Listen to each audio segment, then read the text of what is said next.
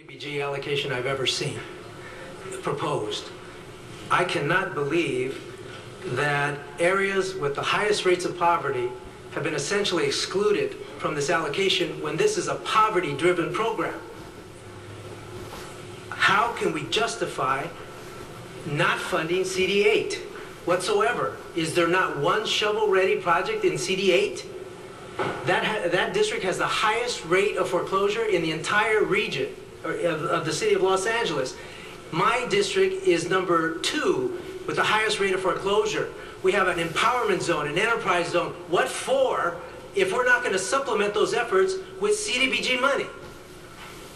It is ridiculous that out of $19 million, only $600,000 has been specifically dedicated to the 7th Council District.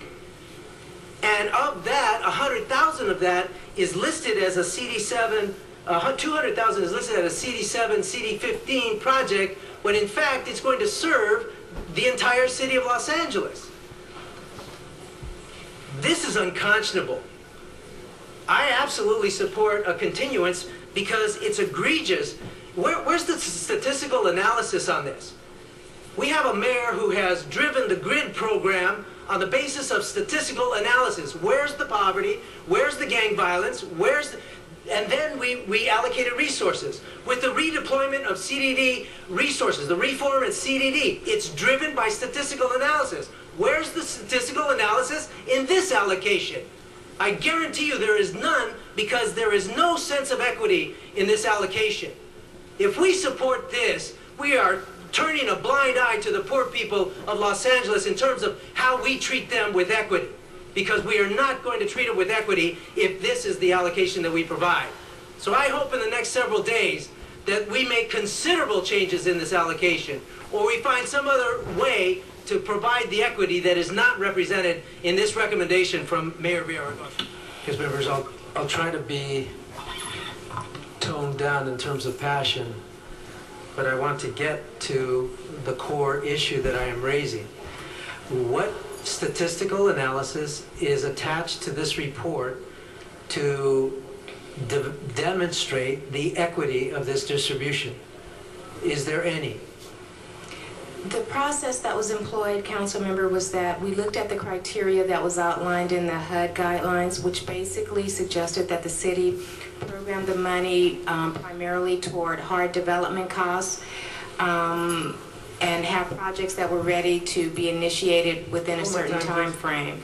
We looked at all of the economic development projects that we were aware of within the city and determined which ones that were the best positioned to actually move forward and which ones would generate the maximum amount of job opportunity and economic opportunity for the city. Is that to say that there was no statistical analysis? In terms of poverty, no. Is this a poverty-driven program? Low and moderate income, yes. And there was no analysis of the poverty levels in the city of Los Angeles? Does CDD have poverty analysis? It does. And it wasn't deployed in the allocation of this money?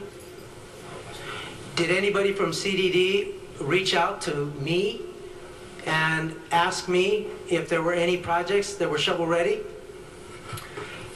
No, David Esparza, Assistant General Manager of CDD. No, Hold my time, please. No, we did not. How can you sit here and represent this?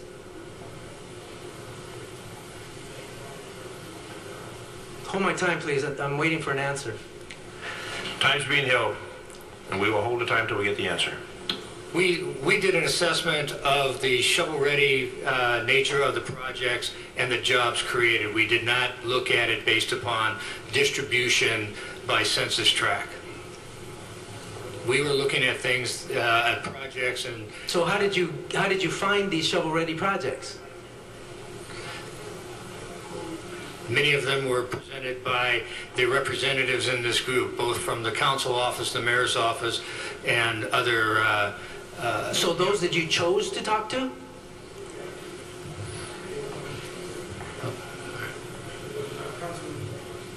Just line.